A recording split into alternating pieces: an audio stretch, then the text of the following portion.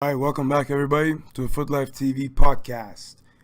And thank you for joining us. We have a lot to get into, a lot of great matches over the weekend. In case you missed them, we're going to go over them and keep you updated. And we have a couple new things that we're going to do this show. I hope you enjoy them. Let's get right into some talks. We're going to get into the match results for round 10 in the English Premier League. Let's get right into it.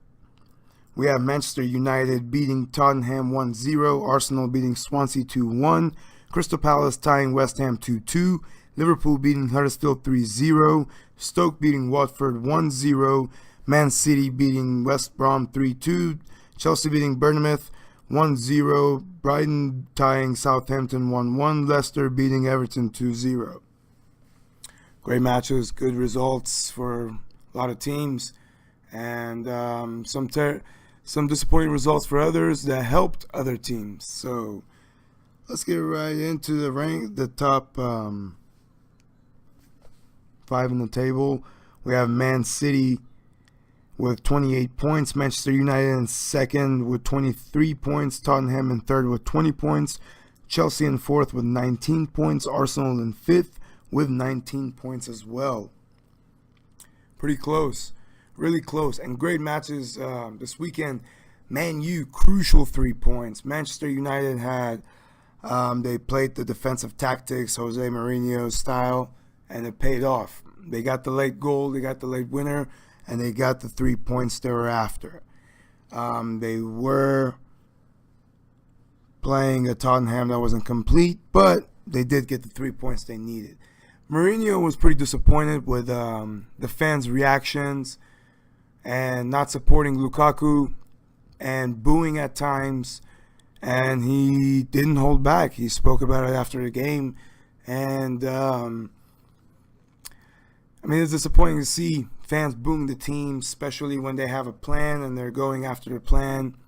It is not the style that I'm sure most fans are used to, and it's not something that most fans want to see. But it is winning games, and it is getting those 3 points. And at the end of the day, that's what they are after. They did get the 3 points. Not everyone will be happy with Mourinho. Even some of the players, like Luke Shaw, is kind of unhappy with Mourinho, according to some stuff he's put on Instagram.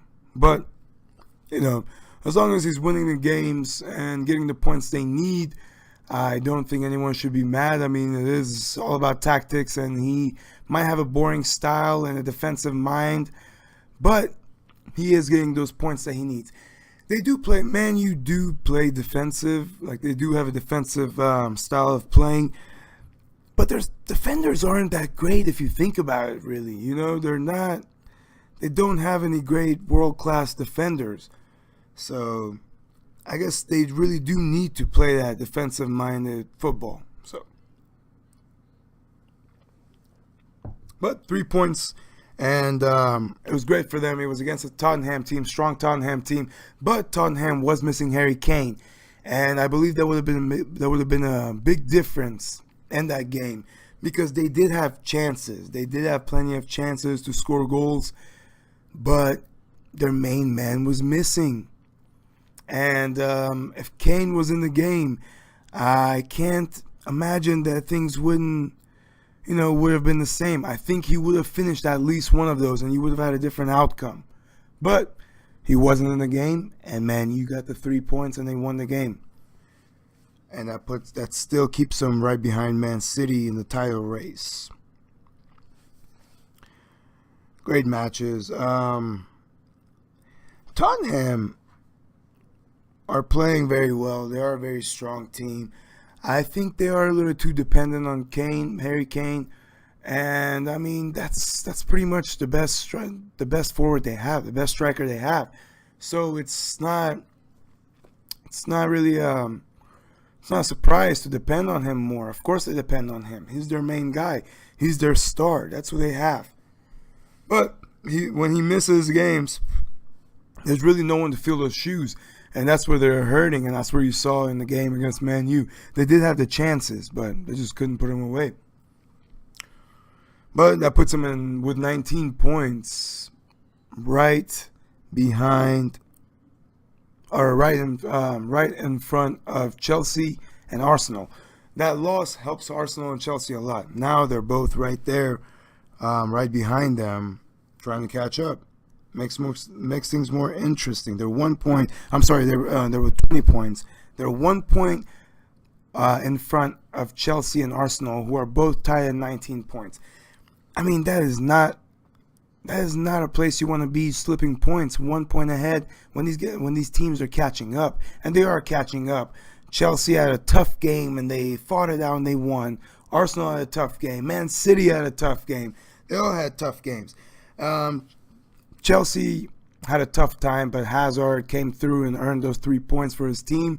Hazard is a fantastic player, world-class player for sure, and he showed why again in this game. An important 3 points, puts him 1 point behind Tottenham in 4th place, and in that top 4 is where you want to be.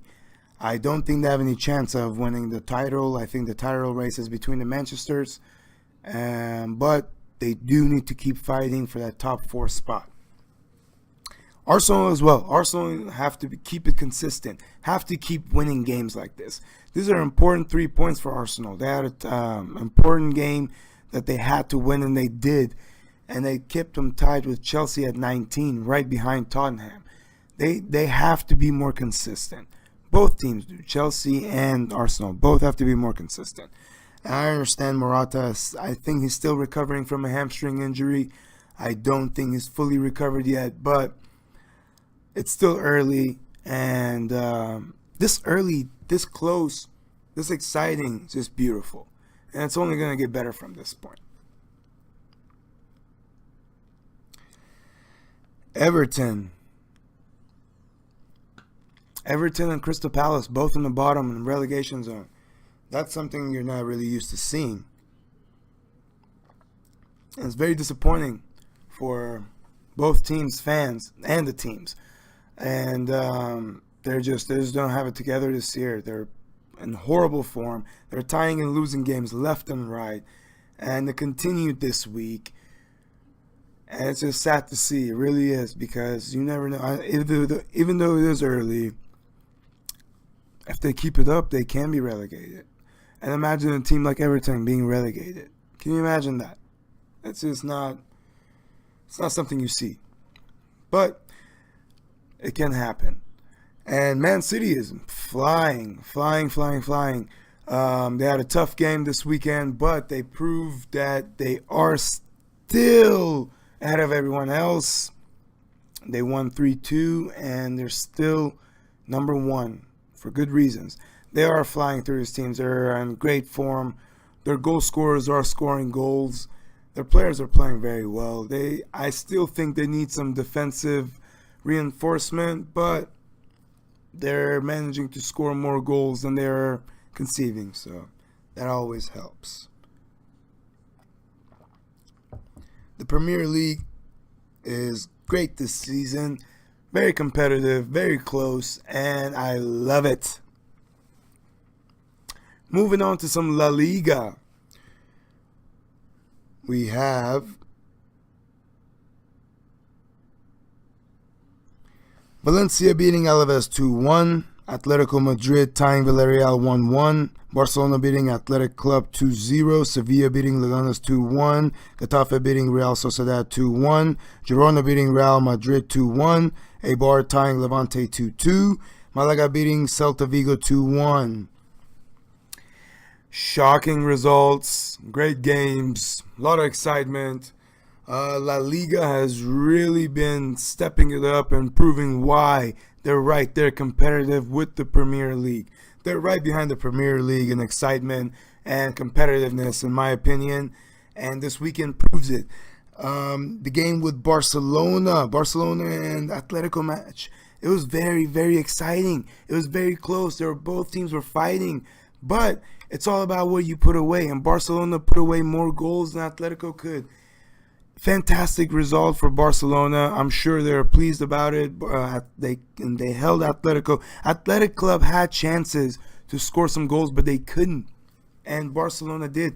Messi flying, scoring, feeling great. He's enjoying his football this season. He really is. And it shows in all these games. It was a really exciting match. Both teams attacking, both teams just going at it. I really enjoyed it. It was a great match. If you didn't watch it, at least try to catch the highlights because it really was a fun match. And Barcelona keep their nice gap between them and Real Madrid, but Valencia is right behind them, 4 points off, and right behind Barcelona. Let's get into the standings, the table real quick. We have Barcelona in first place with 28, Valencia in second with 24, Real Madrid in third with 20, Atletico Madrid in fourth with 20, Sevilla in fifth with 19. And sorry about that. But yeah, back to Valencia. They're playing very well this season. I've said it. They're kind of like Atletico Madrid a few years back. They're an exciting team. They're in second place for a reason, and they continue their great form this weekend by winning. And that's what you have to do. You like to see teams like this come up, be in second place, be putting pressure on teams like Real, Barcelona, Atletico, Sevilla. These are the favorites to be up there. And Valencia has their own opinion this season. And great job to them. Hats off to them. They're earning their points and they're winning these games to keep pressure on Barcelona. And that's fantastic to see. So they're in great form. But Real Madrid continue their poor form this weekend against a tough Girona team that came to play. I've said it before on the podcast that Girona is a team that's a threat, especially at home. They really are a threat at home. And you see it time and time again. And you see it this weekend against a Madrid team, a tough Madrid team with Ronaldo, with Benzema. The players were playing. They just couldn't do anything. Girona played very well. At first half, Real Madrid looked like they were on track. They were doing well. Isco got them the goal, but it was not enough. Isco's goal was not enough to rescue them. Girona came back with 2 goals, 2 huge goals, and fought. Really did fight. Kept fighting all the way to the end as well. And it was a beautiful match to see. It was an exciting match to see. They really did fight for that win, and they got the win. A well-deserved win. Ronaldo did not find the net again, neither did Benzema. Forwards have not been scoring that much in the league for Real. That's really hurting them. They need their big players to step up in big moments and win big games for them. You cannot underestimate any team. Girona came to play and they did. Real Madrid did not. Their players cannot finish. It's just their forwards. Bale was missing. He's injured again, and he's always injured. He's not consistent. He's not a consistent player. He's always injured, and they need to figure out what to do with him. Maybe they need to work him out less or something, because a player that big cannot be missing this many games, and it's crucial for Madrid. And you can see it. He really is missing. And Benzema continues his poor form. Ronaldo continues not finding the net in La Liga. It's just a bad time for Madrid at the moment in La Liga, and it showed this weekend. Girona, wonderful game. They really did earn it, and hats off to them. Fantastic game for Girona. Fantastic result. But Madrid is a team that you expect more of, so hopefully they can keep it up. And Atletico Madrid slipped points again. Atletico Madrid is not consistent this season in the title race. They're not in it. They're just not. I think Barcelona will win the league this season, and that's that. I don't think. I think Madrid will continue to have problems in La Liga, and I think Atletico will too. Atletico is not consistent. They're not consistent. They keep slipping points. They keep tying or losing. It's just not. They're not in that title race. They have no chance. 0 chance. I know it's early, but still have 0 chance. Barcelona's league this year, and they're continuing their good form. So great stuff in La Liga. If you missed it, we do have all the results being posted on our social media. Just follow us and look for those. And Serie A, we had a lot of great matches. Higuain really stepped it up. We have Juventus beating AC Milan 2-0, Roma beating Bologna 1-0, Lazio beating Benevento 5-1, Crotone beating Fiorentina 2-1, Napoli beating Sassuolo 3-1, Sampdoria beating Chievo Verona 4-1, Spal beating Girona 1-0, Udinese beating Atalanta 2-1, Torino beating Cagliari 2-1. Great matches if you missed those. Those are the results. And table, Napoli's in first place with 31 points, Juventus in second with 28, Lazio in third with 28, Inter in fourth with 26, Roma in fifth with 24. Now, Inter does play today, and we're waiting for those results. And if they do win that game, they will be back in second place. Juventus stealing the second place for the moment, and right behind Napoli. Napoli had an important win this weekend. They had to win, and they did, to keep that little gap between whoever is in second place, and at the moment is Juve. Juve is looking good again. Higuain is scoring goals, and if they can keep it up, they eventually could take over Napoli if they slip points. Inter does play, so we'll see what happens in the Inter match. And Juventus played AC Milan. AC Milan looked promising at the beginning of the season, but have slipped big time, and it continues. They played a tough Juventus team, and Higuain was in the mood to score goals, and that's what he did. He had 2 goals against AC Milan, got his team to 3 points, got his team to second place, and we're just waiting to see what Inter does. But Juventus, man, the main man for Juventus, Buffon, the legend, said that he wants to start making way for his words, better goalkeepers to start getting chances. He wants to let them get more playing time. It is very sad to see. It really is. He is a legend, and he will go down as one. It's really sad to see a player as big as Buffon, a legend like that, about to retire and his career coming to an end. Really need to enjoy this season because he will be missed and he won't get this season back.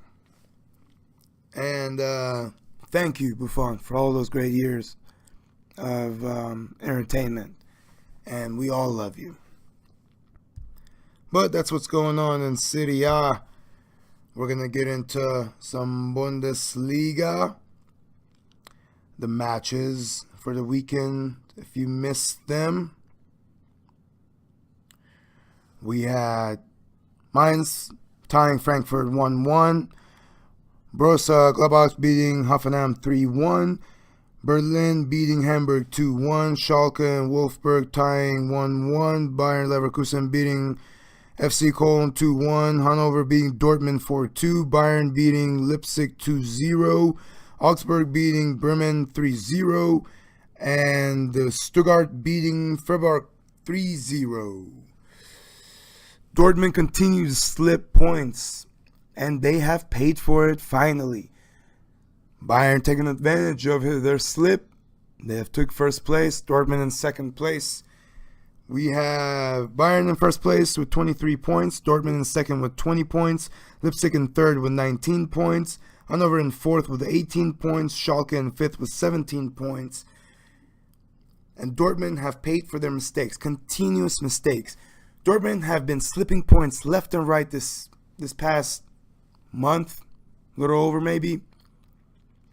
And Bayern, since the sack of Ancelotti, have turned things around. And they've been getting 3 points. And Dortmund has finally paid for it. Bayern has took their spot as number 1, as we all thought they would, and they did. Dortmund is not consistent. They really need to be more consistent. It's embarrassing how they let Bayern catch up. They were well ahead. They were doing very well. They were on the right track. And now they're just tying and losing left and right, and it's embarrassing. I don't know what the problem is here. You need to figure it out and fix things, because you had a great advantage and you pissed it away. Now Bayern is in first place. And, congrats to them for good reasons. They really have turned things around in the league, and they're playing very well. Will they do well in the Champions League? I don't think so. But they're doing well in the league again, and they're in first place again. Dortmund right behind them, but I don't see Dortmund catching up. This Dortmund's going to continue their bad form. They're not going to be consistent enough. Even if they do win a couple games, they're going to slip points again. And I don't think Bayern will. I think this is a Bayern that's awake now, and they're trying to win this league. Something they're used to. But Dortmund needs to stay right on top of them. And for League One, we have the match results for the weekend if you missed them.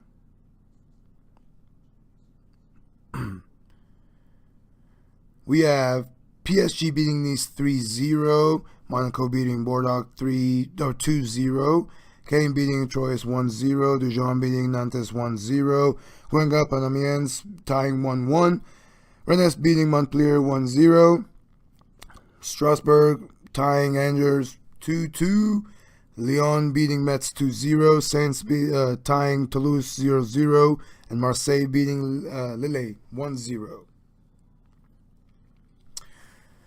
Not much to say there in that league. PSG is continuing their beautiful run against a tough Nice. Balotelli could not do what people thought he was going to do. Everyone expected Balotelli to perform and get some goals, but he could not. PSG are just way too strong in that league. And they're still favorites to win the league. Not much said there. They're in fantastic form, and they continue their fantastic form. Cavani continues his scoring run. He's doing great. He really is. I mean, he's been doing great. Every season he's been there, so it's no surprise.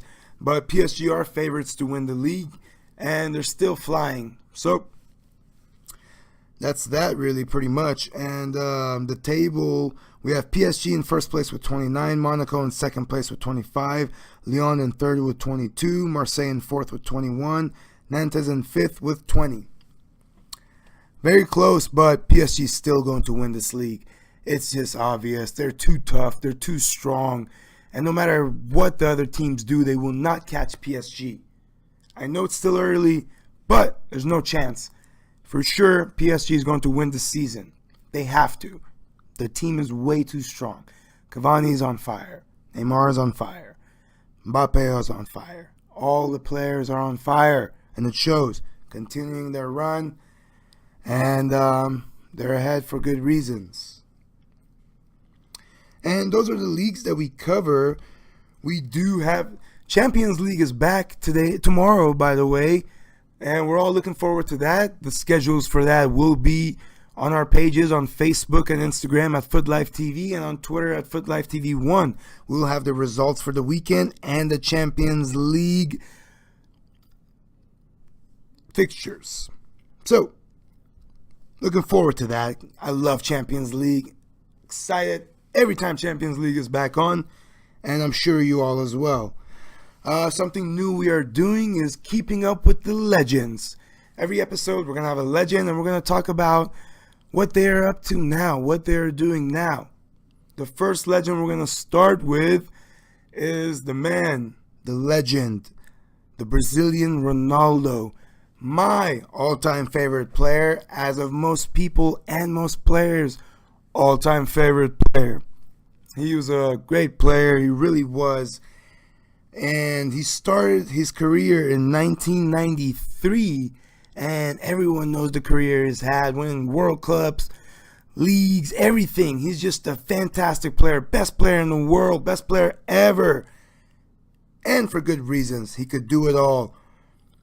But what is he doing now? He appears on Poker Stars commercials. He plays a lot of poker. Professional poker player now. And he also is a part owner in Fort Lauderdale Strikers in the North American Soccer League. And he's enjoying life, traveling, and investing money. But he's mostly doing those poker runs, professional poker games, and he has a part in that team. That's what he's up to nowadays. He really is a legend, and he really is missed. And I loved watching him play growing up. He was my favorite player of all time, and that's why I wanted him to be the first legend that we cover. And that's what he's up to nowadays. And that's that. This is something we're gonna do every episode. Comments, send us legends that you want to see on this segment, and we'll be glad to do it. And we'll be glad to find all the info there is for you. And another thing we're gonna do is Dive of the Week. This week, the Dive of the Week award goes to Aritz Aduriz from Athletic Club with an embarrassing dive. 3-4 seconds after the play. It was against Barcelona. If you missed it, look it up. It's hilarious. Embarrassing. I mean, don't these players know there are cameras rolling? Stupid. Shame. And I cannot believe he didn't get a yellow card for that. And that's the thing I don't like about La Liga is the refs are not consistent with those yellow cards. They need to be. They have to be. You have to give those yellow cards for divers. And they do in Premier League a lot more than any other league that I watch. And I love it. They deserve it. They should. And he definitely deserved it. He had another dive right after, which got PK a yellow card. Embarrassing. Shame on you, sir. And the diving needs to stop. So that's the Dive of the Week. And that is that for our show. Hopefully we've covered everything you need to know about this weekend's football matches and news, and we have the Champions League tomorrow and Wednesday to look forward to, and we will come back to you again on Thursday covering all of that.